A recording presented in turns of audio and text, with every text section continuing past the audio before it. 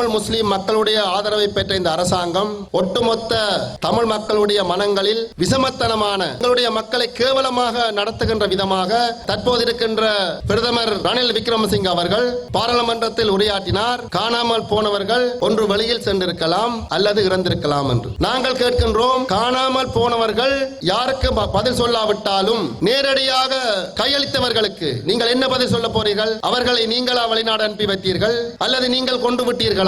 நேரடியாக ஒப்படைக்கின்றார்கள். ஒப்படைத்தவர்களுக்குரிய அரசாங்கம் சொல்லுகின்றது அவர்கள் வெளிநாடு சென்றிருக்கலாம், முறையற்ற விதத்தில் வெளிநாடு சென்றிருக்கலாம் அல்லது அவர்கள் இறந்திருக்கலாம். பிரதமர் இளைஞர்களை சட்டவிரோதமாக வெளிநாடு அனுப்பினாரா அல்லது அவரே சுட்டுக் கொண்டு விட்டாரா? ஒரு நாட்டினுடைய பிரதமர் அந்த நாட்டில் உள்ள சகல மக்களுடைய மனங்களை, அவர்களுடைய இறமையை மதித்து நடக்க வேண்டும். அவருடைய பேச்சு எங்களுடைய தமிழ் மக்களுடைய மனங்களில் ஒரு நீங்கா வடுவை சுமந்து நிற்கிறது. நாங்கள் இந்த அரசாங்கத்துக்கு ஆதரவு அளித்தோம். ஆனால் இந்த அரசாங்கம் வர வேண்டும் என்பதற்காக அல்ல, மைந்த அரசாங்கத்தை அனுப்ப வேண்டும் என்பதற்காகத்தான் ஆதரவு அளித்தோம் என்பதை நான் இந்த நேரத்தில் சொல்லிக்கொள்ள விரும்புகின்றேன். எங்களுடைய அரசியல் கைதிகளை என்ன செய்தார்கள்? 2 வருடங்களில் அவர்கள் எத்தனை முறை உண்ணாவிரதம் இருந்திருக்கிறார்கள்?